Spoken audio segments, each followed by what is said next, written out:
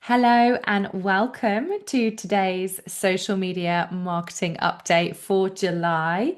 We are halfway through the year, we're 6 months in, and so today we're going to look at the most recent changes and updates to the social media platforms that we think you need to know about. So let's take a look and see what's in store for today's webinar. We first of all wanted to talk about the UK social media ban. We'll be looking at Instagram's new insights tools. We'll be looking at Instagram's new photo comment feature. We'll be discussing LinkedIn's creator marketplace and what that means for the platform. We're going to look at LinkedIn's collaborative post feature, which is brand new. A couple of YouTube updates to how they're kind of creating that UX around shorts, YouTube shorts. We're going to look at some AI tools both on Meta and LinkedIn, sorry, Meta and TikTok. And we're also going to be discussing Threads and Reddit as well. So definitely being more mindful of the fact that there are more social media platforms available than ever before. And many marketers I know are actually seeing some really great successes with platforms like Reddit, Threads, Substack. So some of the kind of non-traditional social media platforms because we know the big ones are important, but they are so competitive now. So that could be something to start thinking about for the second half of this year. Okay, let's get straight into it then. So many of you will be aware that here in the UK, there is going to be a social media ban for under 16-year-olds. Now, this is very much following Australia, who were the first country in the world to do this back in December of last year. So the aim is to essentially give kids their childhood back. That's kind of what's been deemed by the government as the main objective for this, protecting them from the addictive nature of social media. A lot of people talk about the endless scrolling feed that's never complete, cyberbullying, and also dangerous content as well. So it aims to put the power back into the hands of parents and place the burden of child safety squarely on tech companies. Now, in terms of which platforms are going to be included, there's still a lot of talk around what will or won't be included. So let's take a look at the BBC's list. So this was as of last week. The kind of top apps and sites used by 8 to 17-year-olds in the UK. You can see that YouTube is big in there, but YouTube Kids is going to be not included in the ban as well. So this is the video sharing app designed to be safe for children. So YouTube Kids will not be included in that ban. But a complete list of affected platforms hasn't been released by the government yet, but they have said that they would cover those whose purpose is to enable social interaction and which allow users to post material. So it would be interesting to see if Roblox and also WhatsApp will be included, although the government has said that they don't intend to include messaging services like WhatsApp and Signal. So it's still very much up in the air. Most of the social media platforms, of course, do require children to be over the age of 13 to create an account, although you can see here by this survey that there are much younger children than that using social media. So there's been a lot of debate over whether this is the right thing to do or not, particularly given that apparently so far in Australia, it's been very, very hard to restrict and to enforce. A lot of people, a lot of young people are, going around the blockades, accessing the internet and accessing social media via other means. So it doesn't necessarily look like it might work well with the current under 16-year-olds or kind of 13 to 16-year-olds, I should say. But as with anything else, look at smoking, for example, and how that has been kind of petered out of society, kind of generation by generation. It is predicted that, by the time that, ages under 10 years old perhaps get to that point of wanting social media. Hopefully, by then, there will be a much more strict set of regulations and a plan that actually works as well. So we will see. The government plans to bring the decisive action to Parliament by the end of the year before Christmas, and the first set of regulations and the full ban are expected to come into effect in spring 2027. So, what does this mean for marketers? So, one thing to consider is, of course, if you are targeting children under 16-year-olds, then traditionally we have always done that via the parents in the world of marketing. So, I'm thinking of a few brands I've worked with who've specifically been after getting in front of children, and actually it's the parents, it's the wallet power, the parents, the grandparents, the teachers that actually are the ones that you'd ideally want to be targeting. We're not allowed to target teenagers using social ads anyway. So there are restrictions already with ads. So this is more thinking about organic content. I also think that it is, a really good opportunity for all of us, no matter how old, to perhaps kind of audit and check in with our approach to how we use social media. And I like to think that this is the beginning of some really important conversations around the addictive nature of social media. There was talk about potentially platforms redesigning themselves for children, so not having that endless scrolling Reels feed or TikTok feed. I don't know what's going to happen there, but I think the government does need to put a lot more emphasis on the platforms themselves, and really kind of push for them to be on the same page as well to protect young people. If you haven't read the book, The Anxious Generation, then I really would recommend giving it a read. It's really fascinating. I've just finished reading it, and it's a good kind of overview of kind of the state of how under 16-year-olds and kind of 16 to 20-year-olds are using the internet and social media at the moment. Okay, I'm just going to make sure everyone's muted as well. There we go. Okay, brilliant. So that's a little bit of an update as to what's going on with the UK's approach to social media for under 16-year-olds. Let's now talk specifically about the platforms. This is some of the insights that we're here for today. And Instagram has just launched a new insights tool.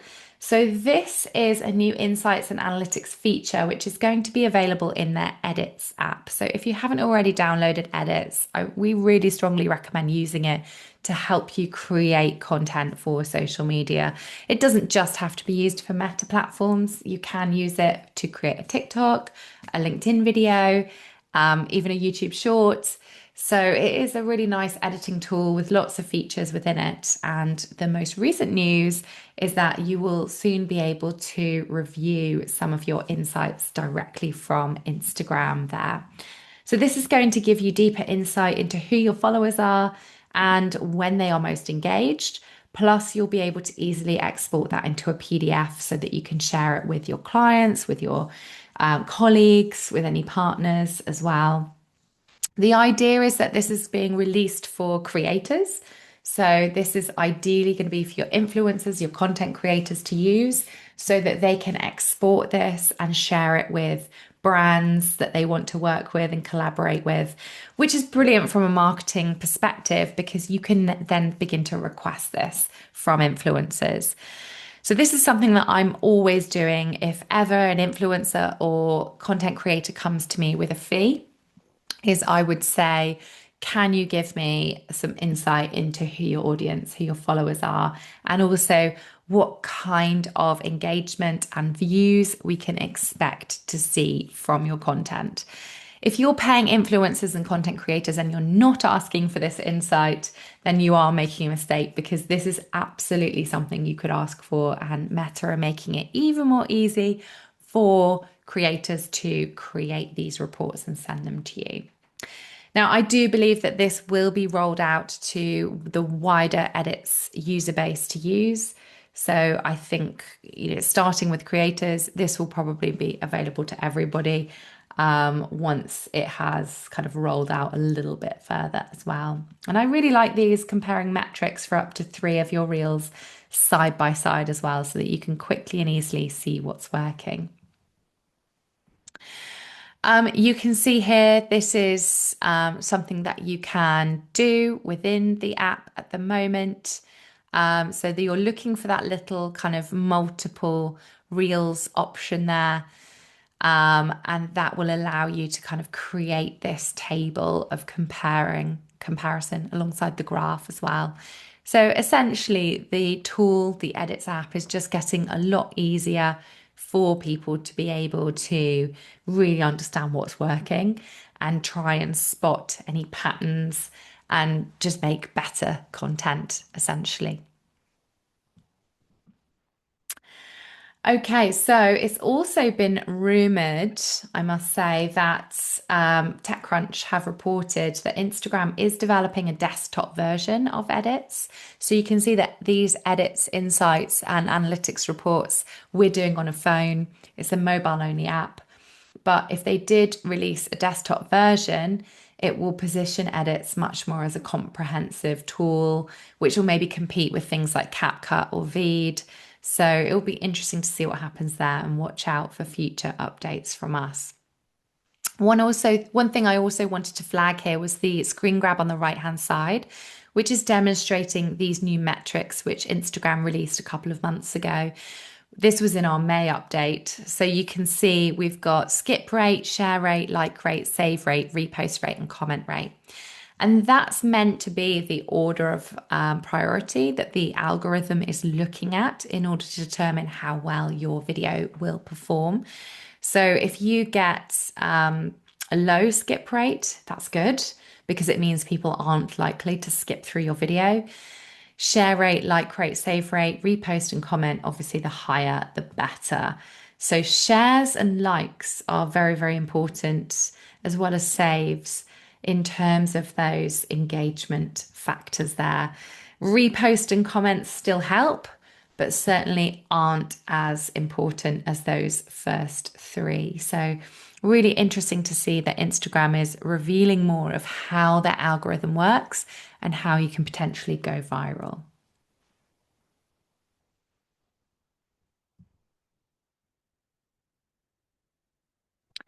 Okay, this one was spotted by our social media manager at Avocado Social. You can now reply to a comment on Instagram with a photo. So, this is something you could do with a GIF for a while, but if you're not really into GIFs or if there's something you would rather share in a photo format, this is now rolling out. I still don't have this on my phone, but my social media manager does. So I don't know if it's a device thing because we're obviously both logged into the same account. She has a newer model of iPhone than I do, so it could well be a device thing. But you can see there that you can just choose the photo button in the comment box, and that allows you to add any photo from your camera roll. So, this offers an opportunity for you as a social media community manager. You can now ask on Instagram for people to comment with an image. So, we thought this example from a company called PitPat was a great one. This is a little step tracker and dog tracker you can put on your dog's collar, and it helps to find them if your dog goes running off, which mine often does. It also can help track things like how many steps they've done and their general health and well-being. Brilliant little gadget. I really, really love it. And they asked the other day, drop a picture of your dog below and introduce them to the Pit Pat pack. And you can see there that lots and lots of people started commenting with a photo there. So that could be a really nice one. Potentially with the heat wave again coming back next week here in the UK, you could ask people to share things like how are they keeping cool.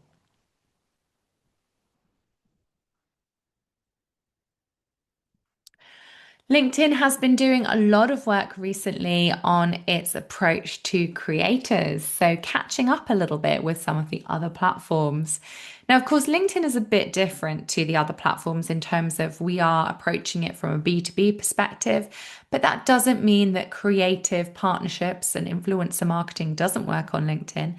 If anything, B2B influencer marketing is it actually growing at a massive rate at the moment, and momentum is gathering for businesses to start to utilize industry experts, credible speakers, maybe kind of journalists or people who really are reputable in their field of work and see if they can work on partnerships alongside these folks. So LinkedIn went to Cannes last week and they revealed a lot to do with their creator marketplace, which is now, and apologies for the low quality photo, this is all we could find, but it is a centralized ecosystem that's built into LinkedIn's campaign manager. So you'd need to have a campaign manager set up for your brand in order to see this. And here, you can find the creator marketplace down the left hand side. It is currently an invite only platform and it's only rolled out to users in the US and Canada at the moment, which is why I don't have an amazing screen grab for you guys. But if the tests go well, as usual, things will hopefully roll out to that wider global market because I can't wait to see this actually. I'm really excited to get stuck into Creator Marketplace. So, what does it offer? So, marketers can search for relevant creators based on their content expertise and topics. You can use tools to assess audience size, demographics, and overall reach. You can also reach out to creators through the Creator Marketplace. So, it provides contact information. You can do this directly within kind of LinkedIn. And also, you can kind of establish those collaboration details within the platform, like fees, payments, etc. Brands can also identify organic or sponsored content within the platform and turn those into thought leader ads directly within the platform as well. So I think that for me is a really exciting element, especially given that thought leader ads work so well at the moment in LinkedIn. Thought leader ads, for those that aren't aware, are when someone individual writes about your brand on LinkedIn and you can then run that as an ad. It will say underneath paid partnership with whatever the brand's called, Avocado Social, for example. But these are thought to have up to 8 times more engagement than ads that are coming from brands because they're interesting, right? They're personal, they're telling stories, they're authentic, they're original. It's not just, a boring old LinkedIn ad. It's actually somebody's hot take on something or somebody's talking about a customer pain point or a story that or something, a lesson that they've overcome recently. So I definitely think these creator conversations are going to filter much more into our paid approach on LinkedIn in the next couple of years. What does it mean for creators? So I know there's a couple of creators that normally join our sessions as well. And it essentially means that you can become much more discoverable to leading brands and secure some paid deals as well. It also gives you some control over who you're collaborating with. You can hand pick your best work to showcase to potential brands. It can be like a really nice place for you to have this portfolio as well. You can also track performance as well. So you'll be able to see whether you've been invited to that creator marketplace. And then within there, there's lots of resources, plus you can track your performance a lot easier. So interesting to see that we've just seen a similar thing from Edits, Meta's Edits app, allowing creators to really showcase what kind of success they're seeing and send that directly to brands. So all of the platforms at the moment are really vying for the creators to join them and to use them as a way to start working with brands. And I think that's just because we know wherever the creators go, the audiences follow. So a lot of the social media platforms are very, very focused on their creator partnerships and how they're attracting them at the moment.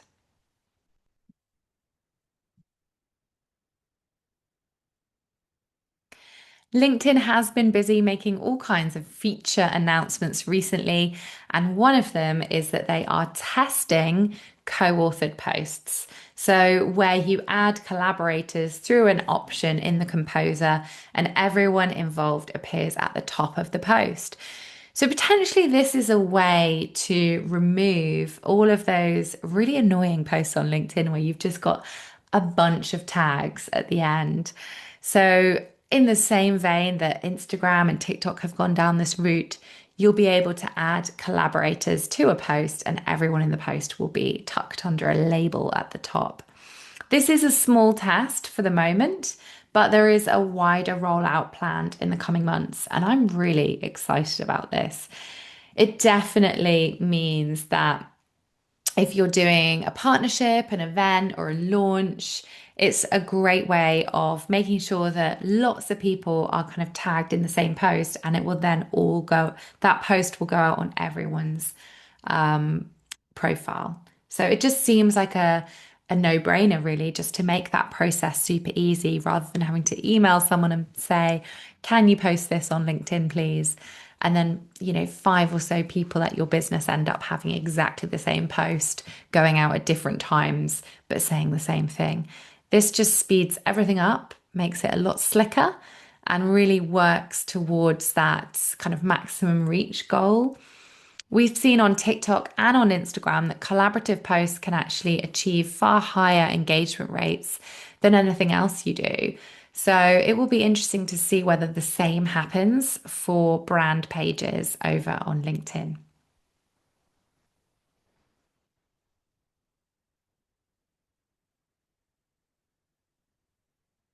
A small little update on YouTube, which has happened recently with Shorts, is that you can now engage with shorts a little bit differently. The traditional thumbs up and thumbs down buttons are being replaced by a single heart icon for users to show support. Looks quite familiar, doesn't it? The dislike button has been removed for shorts. And according to YouTube, this is because recent experiments have shown that simplifying these options made it easier for users to give more specific feedback on videos and led to a more intuitive and better experience overall. We've also seen a couple of other new features land with YouTube Shorts this month, including a new feature that allows you to hide all of the on-screen text and overlay buttons with a single tap for an unobstructed viewing experience. I love doing that on TikTok, so I'm sure I'll be doing that over on YouTube Shorts as well. So that's the clear screen option. Particularly good if you're a social media manager looking for great examples to share in a deck, or you present on social media like I do. Having a clear screen sometimes means that you can get to the crux of the video without having all those distracting pieces of furniture over the top. There's a bit of a cleaner layout that has rolled out recently with YouTube Shorts. We've got on-screen features like the audio track and related links organized into a single swipeable carousel. And also, users can easily mute a video by tapping to pause, then tapping the new mute icon as well. So, a few nice little features going on here. You can also now use a sped up playback rate. So, users can now fast forward a short at two times the speed, which is brilliant if you're like watching a bit of a podcast, for example. That can work well with that playback speed, just speeding it up. And especially given that so many people are watching podcasts on YouTube, then I think it's interesting to see that they are bringing out more and more features to allow you to easily do that.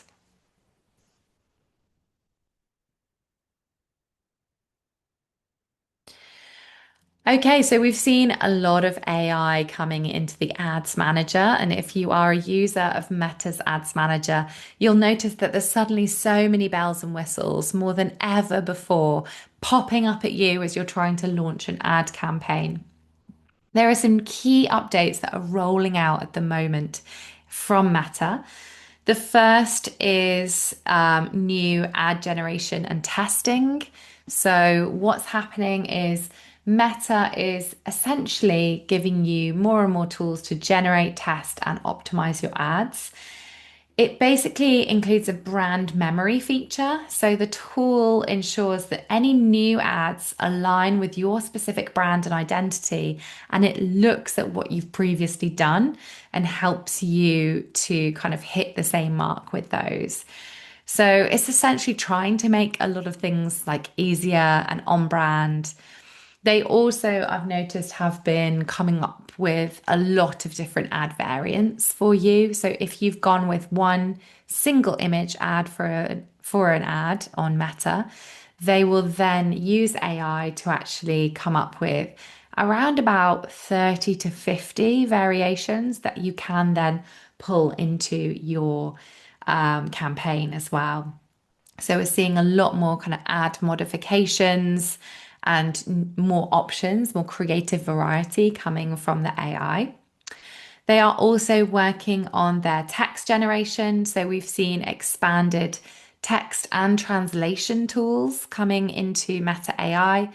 So they keep pushing Spanish ads on me recently, but every time I write an ad and go live with it, they're trying to make me run it in various different languages, which is fantastic if you are targeting a multi-language destination. But a lot of the ads that I run are UK specific, so it's just not relevant. So I do have to be very, very mindful of switching that off. So we're seeing more and more languages supported at the moment. Interestingly, Welsh is still not supported in the Meta platforms. We're also seeing a lot of kind of merging of the creator marketplace and partnership ads hub into a single centralized destination for discovering creators and activating partnership ads. Sound familiar? I feel like we've just been talking about this in terms of the LinkedIn Creator Marketplace. So, these creator marketplaces, which are dashboards where you can search for different influencers and creators around topics, locations, they are now going to have ads kind of integrated into them, i.e., you'll be able to run that partnership post as an ad with hopefully the click of a button. So, again, this really reiterates the power that Meta is seeing in partnerships and partnership ads with influencers as well. So, you'll be able, as an advertiser, to find content creators to work with, to kind of commission those creators, and then to turn those posts into ads as well. So lots and lots of different updates happening in the world of creators and the platforms.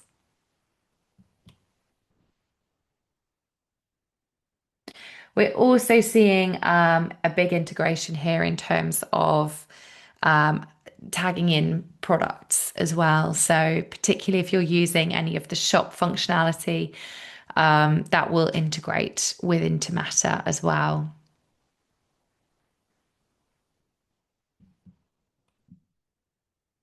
Okay, heading over to TikTok. Again, we're seeing more and more AI tools here as well. So, TikTok has introduced a new AI powered tool within the Symphony Creative Studio, which is a part of the TikTok One dashboard, which you can log into on your computer. And it automatically generates entire video ad campaigns from scratch using text prompts, images, and video examples. So the tool analyzes trending videos on the app to provide data-driven guidance and inspiration for what works well in specific niches. And you can see here that you can search through regions, industries, content types, and objectives.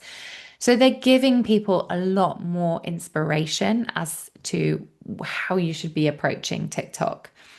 And I've been kind of spending a bit more time recently in the creator studio section of TikTok, and there is just so much in there. So if you have got some time to spare over the summer, then it could be something that you kind of get to know a little bit more. And then you can see there's an agent built within there. So you can get it to actually help you with some creative, particularly useful if you've already got some creative templates that you can share with it, that it can work off as well. Beyond video, we're also seeing tools that will allow marketers to create still images, as well as digital video and audio avatars as well. And again, we're seeing translation tools come in. So you'll be able to easily dub your video into multiple languages on TikTok as well, which even if you're just targeting people in one country, think about tourists that might be coming in for the summer. So, for example, a couple of years ago, we ran an ad campaign for a pizza restaurant, a chain of pizza restaurants in London, who saw a lot of international European tourists over the summer. So we would run ads in kind of Italian, French, Spanish, German as well to see kind of whether we could target some of the tourists coming in. And yeah, they worked really, really well. And I think people were very pleased to see their own language being used as ads, targeting a very specific geographic location on Meta. Some big news for Threads. They've recently hit 500 million users. So, interestingly, this brings Thread on a par or nearly on a par with X as one of the largest real-time discussion platforms. That was very much, in the roadmap for Threads to be competing with X and to maybe kind of take some of that market away from X.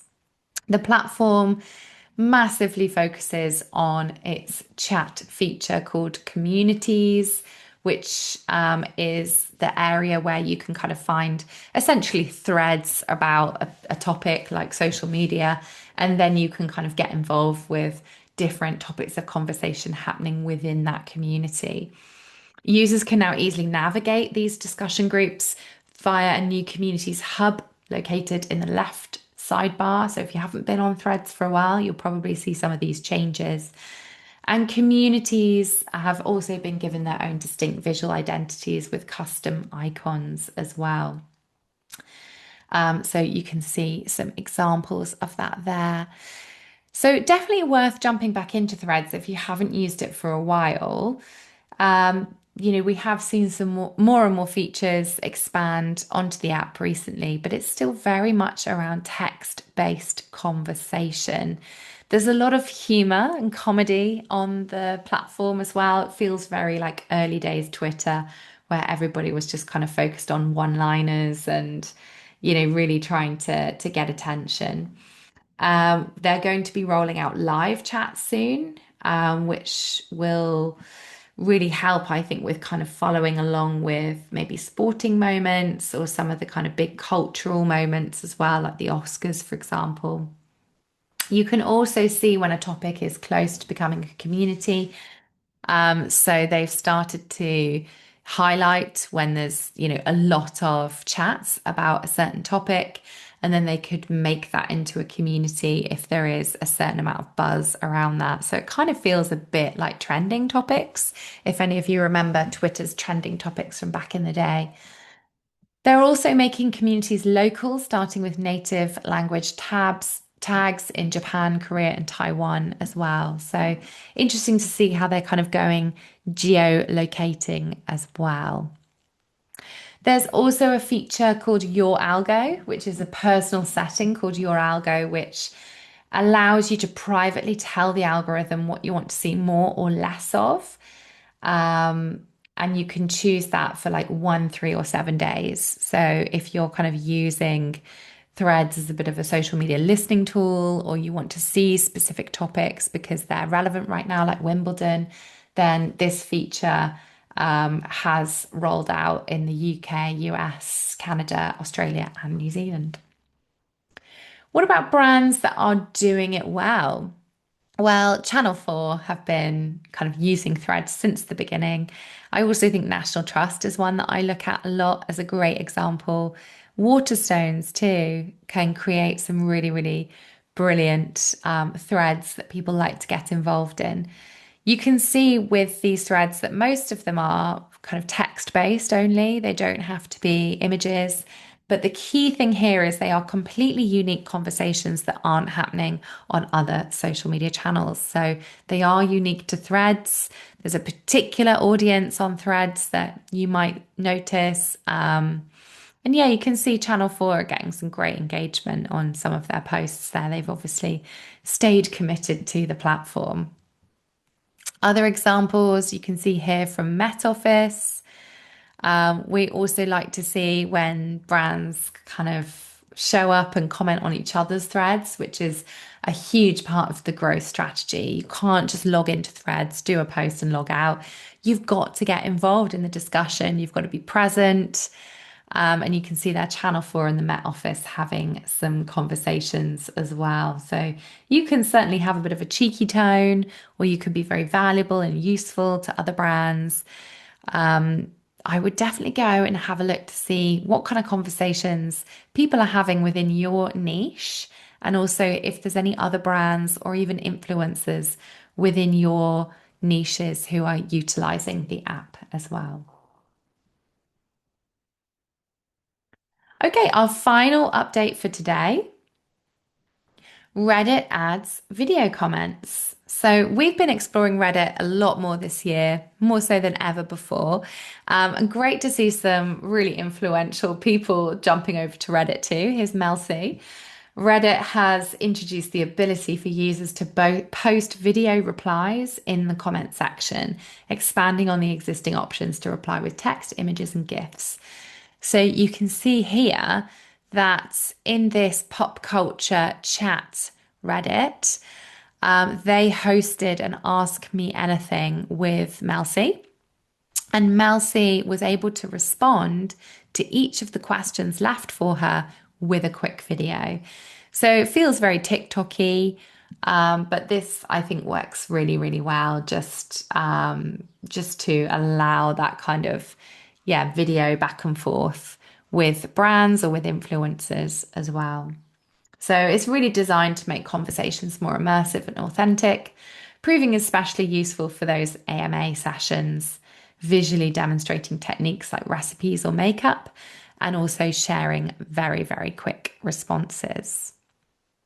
If you want to know more about Reddit, then I'm really excited that we've got Reddit coming to our event next week. So I'm hosting an in real life event with my good friend Mark McCulloch, MBE, called Social Media Mania.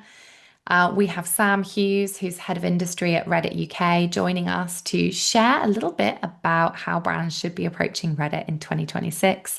And the event is specifically for anyone working in hospitality marketing, whether you're a pub group, a restaurant, a fast casual dining brand, perhaps your food service industry, then this could be relevant for you. So if you want to learn more, we've got probably about 10 tickets left.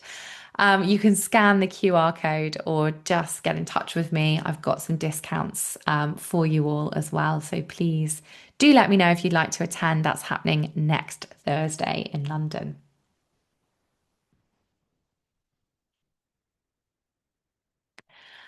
Okay, now time to jump into some eye-catching campaigns. And I don't know if anybody has been following the official Wimbledon social media accounts. I think they're the hardest working social media managers in town at the moment because they are doing no less than at least 20 feed posts a day at the moment during Wimbledon. I mean, why not? It's a once a year event. Why not go hard on the content? But this is one that caught my eye, which was actually a collaborative post all about one of their security dogs. Let's take a quick look.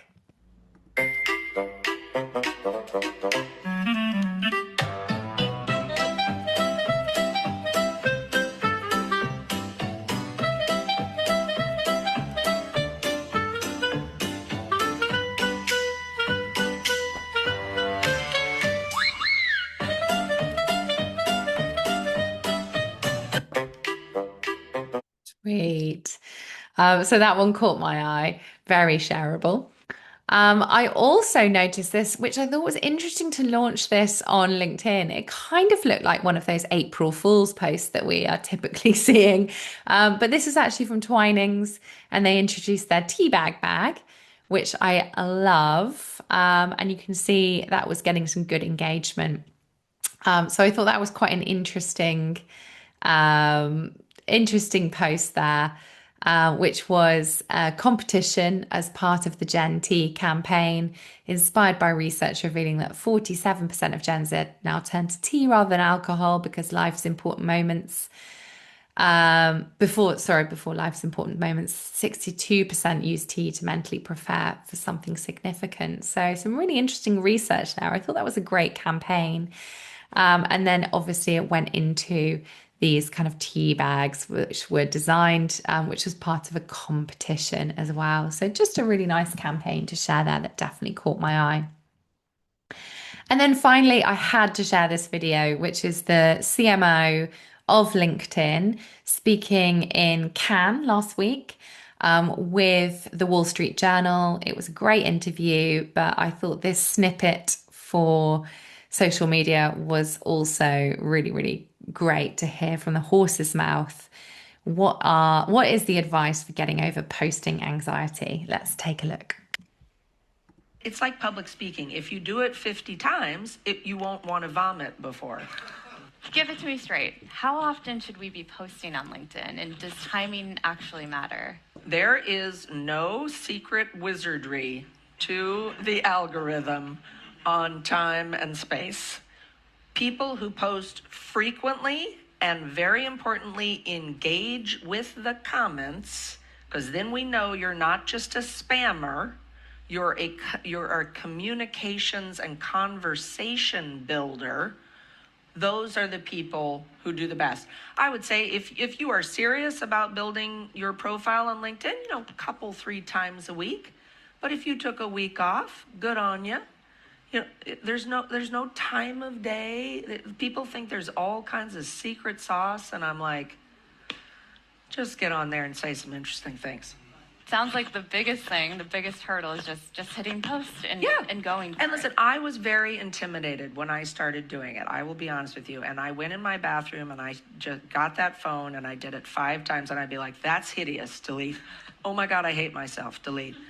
I'm an idiot, delete. And then finally I said something I thought was marginally interesting and clear, and I shared it, and then you get the comments back and you're like, people listen and they care, and now I'm debating with people.